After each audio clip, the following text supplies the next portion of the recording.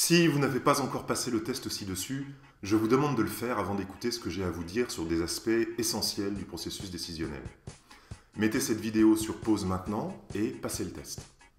Si c'est fait, alors bravo. Vous avez obtenu votre résultat et ce que je vais vous partager maintenant est essentiel à savoir. À chaque fois que vous communiquez avec quelqu'un d'autre, vous et votre interlocuteur suivez les étapes de la communication que je vais décrire maintenant. Dans ce schéma, l'homme qui se trouve à gauche cherche à communiquer quelque chose à la femme qui se trouve à droite. L'homme qui est à l'origine de la communication, c'est-à-dire qui en est la source, encode inconsciemment le message au travers de filtres personnels, comme ses valeurs, ses croyances ou son vécu.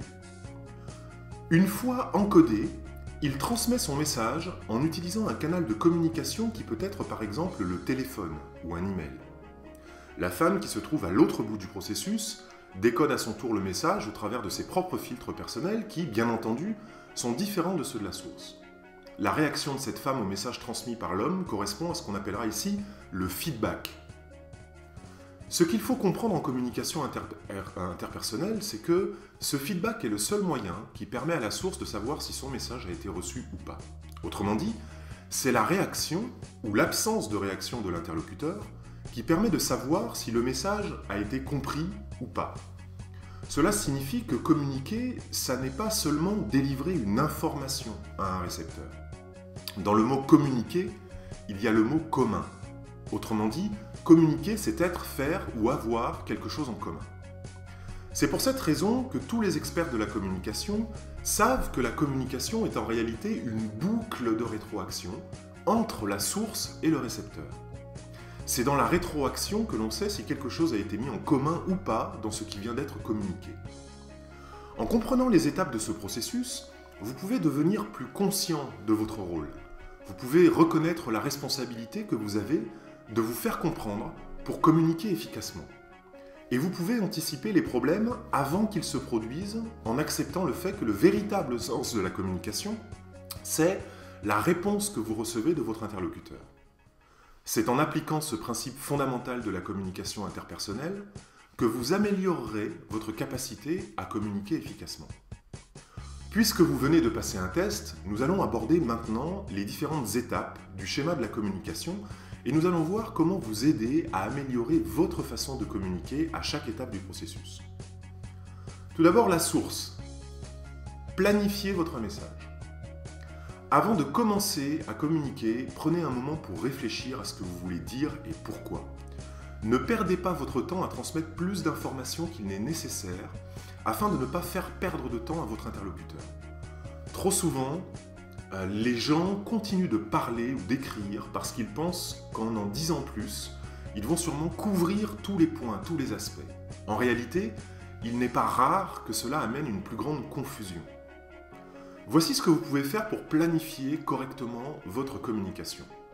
Tout d'abord, définissez votre objectif. Pourquoi communiquez-vous? Cherchez à comprendre votre audience. Avec qui êtes-vous en train de communiquer? Qu'est-ce que votre audience a besoin de savoir? Planifiez ce que vous voulez dire et comment vous allez transmettre le message. Cherchez à obtenir du feedback sur la façon dont votre message a été reçu.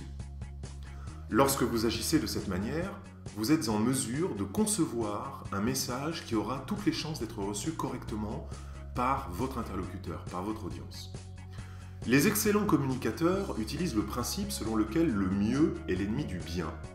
Et plus les choses sont simples et directes, plus elles ont d'impact. Ensuite, l'encodage. Vous devez créer un message bien conçu. Une fois que vous savez ce que vous voulez dire, vous devez décider de la façon exacte dont vous allez le dire. N'oubliez pas que vous êtes seul responsable de transmettre un message clair et concis. Pour y parvenir, vous devez tenir compte non seulement de ce que vous dites, mais aussi de ce que vous pensez que le récepteur va comprendre. Nous nous concentrons souvent sur le message que nous voulons transmettre et sur la manière dont nous allons l'envoyer. Mais si notre message est livré sans tenir compte du point de vue du récepteur, il est plus que probable qu'une partie de ce message sera perdue. Alors voici ce que vous pouvez faire pour communiquer de façon plus efficace. Tout d'abord, définissez ce que vous avez vraiment besoin de dire. Ensuite, essayez d'anticiper la réaction de votre interlocuteur à votre message. Si c'est par écrit, choisissez des mots simples qui permettent à l'autre de vous comprendre, et si c'est à l'oral, utilisez un langage corporel qui permet à votre interlocuteur de réellement saisir ce que vous dites.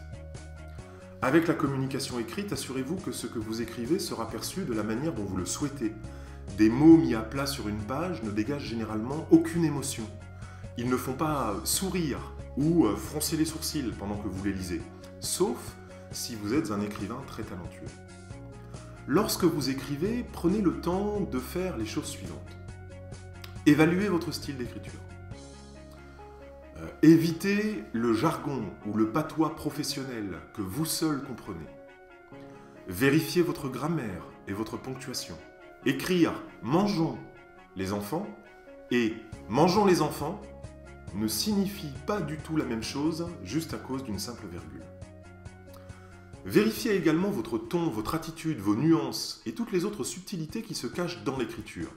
Si vous pensez que le message peut être mal compris, il le sera probablement. Alors prenez le temps de le clarifier. Si vous êtes dans une entreprise, apprenez les codes politiques, explicites et non explicites en vigueur parmi le personnel. Un autre aspect important à prendre en considération, c'est l'utilisation des images. Utilisez des smileys, vous savez, ces figures de ponctuation qui permettent d'exprimer une émotion. Utilisez des images, des graphiques, des schémas, et dans la mesure du possible, peut-être même des diagrammes. Comme le dit le proverbe, une image vaut 1000 mots. Enfin, que vous parliez ou que vous écriviez votre message, tenez compte du contexte culturel.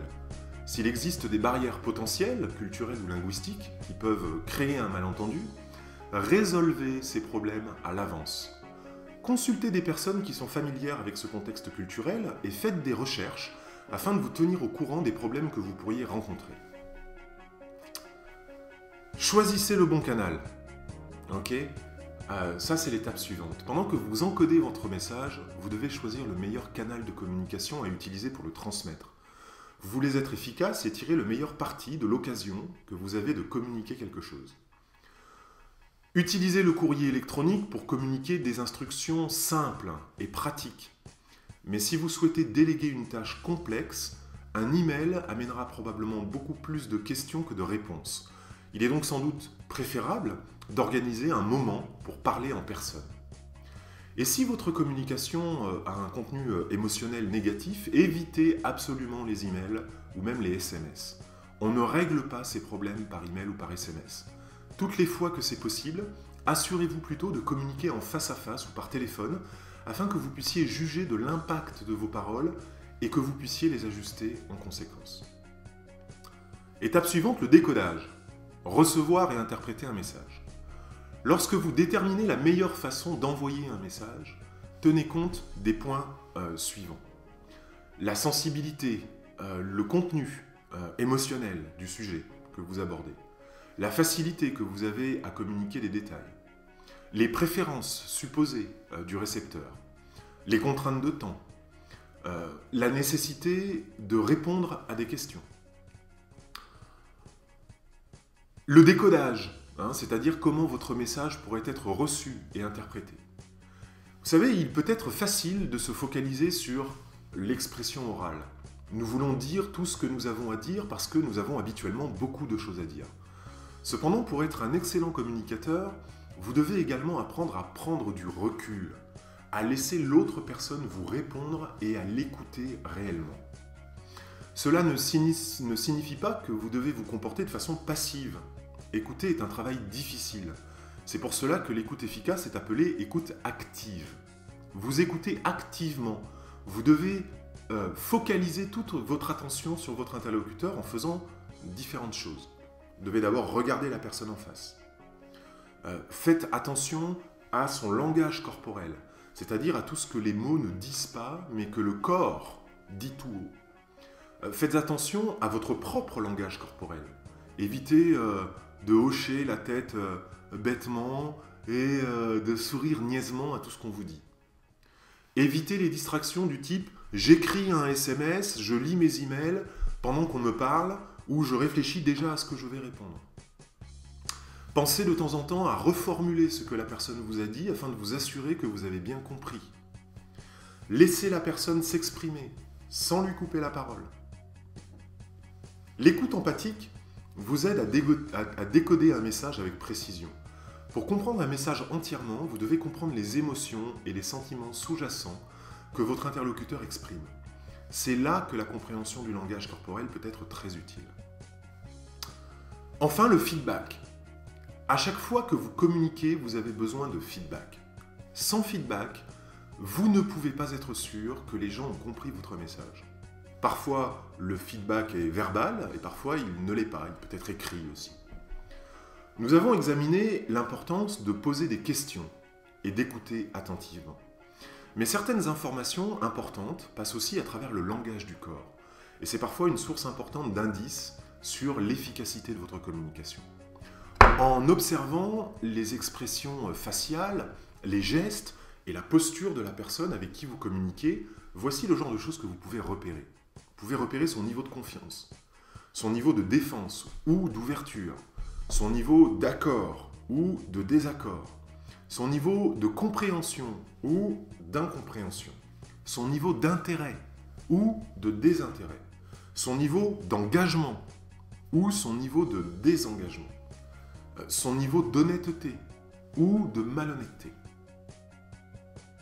Si vous êtes formateur ou conférencier, comprendre le langage corporel de vos interlocuteurs peut vous donner la possibilité d'ajuster votre message en le rendant plus compréhensible, attrayant ou passionnant. Mais ça vaut aussi pour n'importe quelle personne qui communique.